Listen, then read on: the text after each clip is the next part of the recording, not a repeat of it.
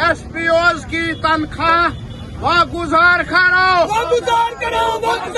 बेचारे एसपीओज 2 महीनों से तनख्वाह नहीं है उन्हें। मरकजी सरकार से इस बड़े खजाने से जहां बड़ी अनायतें होती है अडानी अंबानी के लिए, हमारे एसपीओज की उजरत के लिए पैसा वागुजार करो, ये भी हमारी मांग है।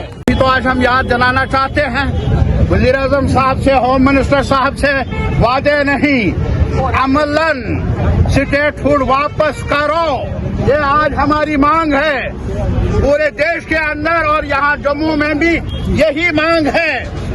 स्टेटहुड वापस करो, रिस्टोर कर लो, स्टेटहुड वापस करो, स्टेटहुड वापस करो, और वादे नहीं, जनता को राहत देने के लिए जुमले नहीं, कुछ अमली कदम उठाओ।